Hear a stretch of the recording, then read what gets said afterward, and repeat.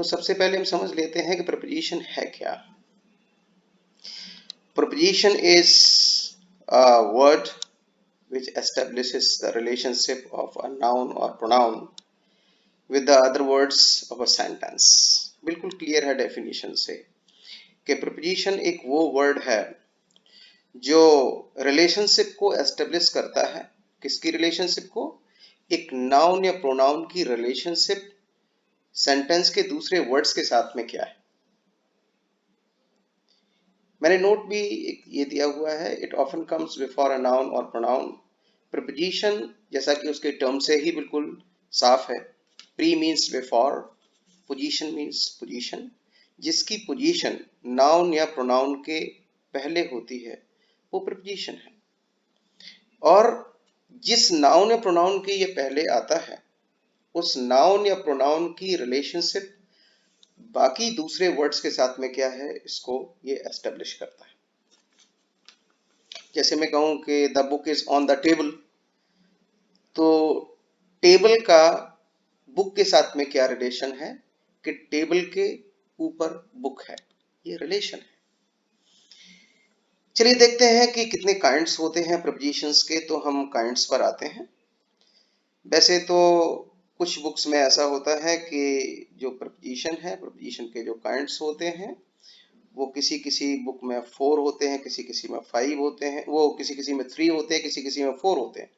लेकिन मैं यहाँ आपको जो प्रपोजिशन बता रहा हूँ वो मैंने तो 4 काइंड्स लिए हैं और 4 काइंड्स को लेकर के मैंने टीचिंग दी, जिससे कि आपको डिटेल में अच्छे से समझ में आ जाए। एक तो है आपका सिंपल प्रपोजिशन, और एक है ये आपका कंपाउंड प्रपोजिशन, और एक है फ्रेज प्रपोजिशन, और एक है आपका पार्टिसिपल प्रपोजिशन। जिन बुक्स में 3 काइंड्स दिए होते हैं उनमें क्या करते हैं, ये जो आपका पार्टिसिपल प्रपोजिशन है इसको फ्रेज प्रपोजिशन में ही स्टडी कर लेते हैं। चलिए देखते हैं ये कैसे हैं। जरा सिंपल प्रपोजिशन को देखते हैं। तो सिंपल प्रपोजिशन जो है, a preposition which is a single word in itself is called simple preposition। For example, in, at, on, for, from, to, under, etc।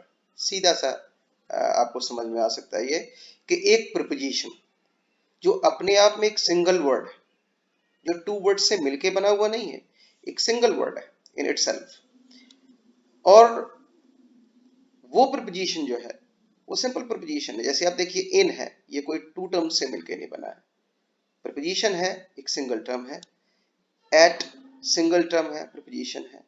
On, for, from, to, under, ये सब single terms हैं और अपने आप में preposition, तो इनको हम सिंपल प्रपोजिशन कहते हैं।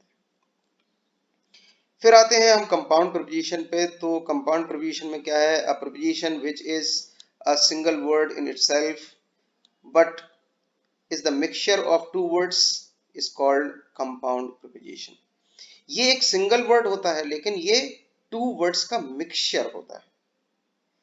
For example, into, into in plus two, ये 2 टर्म्स के मिलने से बना हुआ है, प्रपोजिशन है इनटू, लेकिन ये 2 टर्म्स से मिलकर बना है। बिफोर, बीई प्लस फॉर, तो बिफोर हो गया। Inside, in plus side. Along, a plus long. Despite, de plus spite. Across, a plus cross. So आपने देखा ये 2 टर्म्स से मिलकर के जो प्रपोजिशन बनते हैं, 2 टर्म्स का जो मिक्सचर होते हैं उनको हम कहते हैं कंपाउंड प्रपोजिशन। बहुत सारे बच्चे ये नहीं समझ पाते कि डिस्पाइट और इंस्पाइट ऑफ में फर्क क्या है। दोनों का मीनिंग सेम है, फंक्शन सेम है। डिफरेंस ये होता है कि डिस्पाइट एक कंपाउंड प्रपोजिशन है जो एक सिंगल टर्म है, 2 टर्म्स का मिक्सचर है, और इन स्पाइट ऑफ एक फ्रेज प्रपोजिशन है, इन स्पाइट ऑफ, ये उनका ग्रुप है। दोनों का सेम सेंस होता है। कुछ बच्चे जो है डिस्पाइट के बाद ऑफ लगा जाते हैं क्योंकि वो एक फ्लो मेंटेन करते हैं। जैसे इन स्पाइट ऑफ होता है तो सोचा कि डिस्पाइट ऑफ भी होगा, लेकिन नहीं होता है। फिर देखिए थर्ड आते हैं फ्रेज प्रपोजिशन पे। तो डेफिनेशन देखिए, a preposition which is a group of 2 और more than 2 words is called phrase preposition. तो एक ऐसा प्रपोजिशन जो 2 या मोर देन 2 वर्ड्स का ग्रुप हो। जैसे देखिए, ड्यू टू, 2 वर्ड्स का ग्रुप है। बिकॉज ऑफ, टू वर्ड्स का ग्रुप है। ड्यू टू और बिकॉज ऑफ का सेम मीनिंग होता है। ऑन अकाउंट ऑफ 3 वर्ड्स का ग्रुप है, इसका भी मीनिंग सेम है। Due to, because of, on account of same meaning रखते हैं, लेकिन अलग अलग ग्रुप है। एक बिकॉज ऑफ ग्रुप है, एक ड्यू टू, एक on account of, instead of. अब इंस्टेड ऑफ और इन प्लेस ऑफ दोनों सेम मीनिंग रखते हैं, लेकिन इंस्टेड ऑफ 2 वर्ड्स का ग्रुप है, इन प्लेस ऑफ 3 वर्ड्स का ग्रुप है। इन स्पाइट ऑफ 3 वर्ड्स का ग्रुप है, in place of, in accordance with 3 words का ग्रुप है। तो ये हुए आपके फ्रेज प्रीपोजिशंस। पार्टिसिपल प्रीपोजिशंस भी फ्रेज प्रीपोजिशंस ही हैं, लेकिन अगर उस फ्रेज में कोई एक टर्म पार्टिसिपल फॉर्म में है तो फिर हम उसको एक अलग नेम दे देते हैं, फ्रेज प्रीपोजिशन ना कह के फिर उसको हम पार्टिसिपल प्रीपोजिशन कहते हैं। जैसे अ preposition which is a group of 2 or more than 2 words of which at least one word is in participle form is called participle preposition. For example, owing to. Now owing to is the group of 2 words, and out of this group owing is in participle form, ing form, that is present participle form. According to is the group of 2 words, and according is in ing form, so we can call it in present participle form. तो हम इसको present participle form में कह सकते हैं, तो इसलिए हम इसको एक नया नेम दे दिए, पार्टिसिपल प्रीपोजिशन। ओके, हम अगर 3 कैटेगरी में स्टडी करते हैं तो हम फ्रेज प्रीपोजिशन में ही इनको काउंट कर सकते हैं। ठीक है, आगे देखते हैं कि हम प्रीपोजिशंस का यूज कैसे करते हैं। सबसे मेन चीज तो ये है कि हम आप लोगों को ये बता पाएं कि प्रीपोजिशन का यूज एक्यूरेटली कैसे होता है। Use of prepositions. Prepositions are used on 2 basis. इसके 2 बेसिस होते हैं, 2 बेसिस पे यूज होता है। एक तो होता है on the basis of their meaning, वो मीनिंग क्या कन्वे करते हैं इस बेस पर हम यूज करते हैं प्रीपोजिशन का। और दूसरा होता है fixed use of preposition after certain words.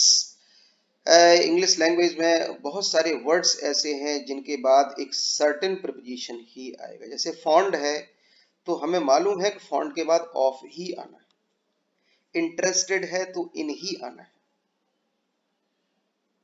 तो इस तरीके से जो वर्ड्स हैं जिनके बाद प्रीपोजिशन फिक्स है, मीनिंग क्या होगा हमें इससे कोई मतलब नहीं है, हमें ये मालूम है कि इसके बाद ये प्रीपोजिशन आता है तो वही प्रीपोजिशन हमको यूज करना होगा। हाँ, अब हम ये देखें कि कौन सा बेस हमें कब अप्लाई करना है। तो हमें जैसे फिलिंग करने को दी जाती है, तो फिलिंग में हम देखें कि जो ब्लैंक है, ब्लैंक स्पेस के पहले टर्म कौन सा है। अगर उस टर्म के साथ में कोई फिक्स प्रीपोजिशन आता है तो उसे यूज करिए, अगर नहीं आता है तो फिर ये देखिए हमें मीनिंग क्या कन्वे करने की जरूरत है, तो फिर मीनिंग के अकॉर्डिंग आप लगाइए। पहले हमको फिक्स चेक करना पड़ेगा कि फिक्स प्रीपोजिशन तो नहीं आता। चलिए, use of prepositions on the basis of their meaning. हमें सबसे ज्यादा कंफ्यूज करने का काम करते हैं इन, एट, विद इन। तो पहले हम देखें कि इनका कॉम्बिनेशन कई प्रीपोजिशंस के साथ में, जैसे हमें कभी कभी सिलेक्शन करना होता है इन और एट के बीच में, कभी कभी हमें करना होता है इन और इनटू के बीच में। हम कंफ्यूज होते हैं कि इन यूज करें या इनटू, इन यूज करें या एट। कभी कभी हमें इन और विद इन के बीच में भी सिलेक्शन करना होता है कि हम कब इनका यूज करें और कब विद इन का यूज करें। चलिए हम आते हैं इन और एट के बीच में हम सिलेक्शन कैसे करेंगे। When we do not take inside or outside of a place into consideration, we have to make a choice between in and at. बड़ी साफ लैंग्वेज है कि देखिए हम कभी कभी क्या करते हैं कि हम केवल ये बता रहे होते हैं कि ये एक्शन कहाँ हुई, हम केवल प्लेस को काउंट करते हैं, हम प्लेस के इनसाइड और आउटसाइड पर फोकस नहीं करते। हमारा कोई फोकस इनसाइड और आउटसाइड पे नहीं होता। तो जब हम इनसाइड या आउटसाइड को कंसीडर नहीं कर रहे हैं, उसको कंसीडरेशन में नहीं ले रहे हैं, तब फिर हमें इन और एट में से सिलेक्शन करना चाहिए, ये बताने के लिए कि एक्शन कहाँ हुई। अच्छा, इन और एट में सिलेक्शन का बेस क्या होगा? बेस होगा प्लेस का साइज। प्लेस हमारा बिग है या स्मॉल है। बिग अगर उसका स्पेस हो, अगर उसका साइज बिग होगा तो फिर हमको इनका यूज करना होगा, अगर स्मॉल साइज होगा तो हमें एट का यूज करना होगा। जरा देखिए नीचे मैंने और अच्छे से इसको लिया हुआ है। In is use before big cities, name of states, countries, whereas at is used before villages, small towns and small cities. So बिल्कुल क्लियर है कि इनका यूज बिग सिटीज के पहले होता है, स्टेट्स के नेम्स के पहले होता है, कंट्रीज के नेम्स के पहले होता है, ठीक है। और इसमें कॉन्टिनेंट मैंने नहीं दिया है, कॉन्टिनेंट के नेम्स के पहले भी इनका ही यूज होता है। और इट का यूज या तो विलेजेस के लिए करते हैं या स्मॉल टाउन्स या स्मॉल सिटीज के लिए। मैंने एग्जाम्पल और भी आपको दिया हुआ है, ये देखिए, she lives in Mumbai whereas her brother lives at Sitapur. तो जरा देखिए इसमें जब हम कहते हैं ही शी लिव्स इन मुंबई, तो हम कभी ये कहने की कोशिश नहीं कर रहे होते हैं कि वो इनसाइड मुंबई रहती है या आउटसाइड मुंबई रहती है। We are simply telling where she lives. हम तो केवल इतना बता रहे होते हैं वो कहाँ रहती है, ये एक्शन कहाँ होती है। Whereas her brother lives at Sitapur, यहाँ पर भी देखिए हम केवल ये बता रहे होते हैं कि हर ब्रदर कहाँ रहता है, उसका भाई कहाँ रहता है, केवल प्लेस को हम बता रहे होते हैं। We are not taking inside और आउटसाइड इनटू कंसीडरेशन। सेम देखिए एक और एग्जांपल है, he was born in Delhi whereas her friend was born at Shanti Nagar. Shanti Nagar is small place, Delhi is a big city. तो यहाँ पर भी देखिए जब हम कहते हैं कि वो दिल्ली में बॉर्न हुआ, तो हमारा मतलब ये नहीं है कि दिल्ली के इनसाइड हुआ। हम इस बात पर फोकस नहीं दे रहे हैं, इस बात पर हम प्रेशर नहीं दे रहे हैं, हम इसको एम्फेसाइज नहीं कर रहे हैं। हम केवल इस चीज को कन्वे कर रहे हैं कि वो कहाँ बॉर्न हुआ था, उसका बर्थ प्लेस क्या है। Her friend was born at Shanti Nagar. अब देखिए इन और इनटू में हमें कब सिलेक्शन करना होता है, when we take inside of a place into consideration, we have to make a choice between in and into. In is used in the motionless state, whereas into is used in the state of motion. बहुत clear है। देखिए यहाँ पर inside outside की जब हम कहते हैं कि my books are in the box, तो हम obviously ये कह रहे होते हैं कि मेरी बुक्स जो है inside the box। So when we take inside of a place into consideration, we have to make a choice between in and into. तो हमें in और into में choice करनी होती है। जैसे देखिए मैंने यहाँ एग्जांपल आपको दिया हुआ है, there is a pen in my pocket. मेरे पॉकेट में एक पेन है। Obviously, when we say this, we are emphasizing the inside of the place. Means the pen is inside the pocket. I put my pen into my pocket. यहां पर भी inside की बात है, लेकिन यहां पर स्टेट कैसी है, स्टेट ऑफ मोशन। यहां मोशनलेस स्टेट है। यह पेन मेरे पॉकेट में है तो it is lying motionless, and here when I put my pen into my pocket it was in motion. So motion है तो into, इसीलिए हम कहते हैं he jumped into the river. Okay, he jumped into the well. तो into इसलिए आता क्योंकि मोशन होता है। अभी देखिए he is sitting in the room, तो he is motionless, और he went into the room, now he was in motion, so he went into the room.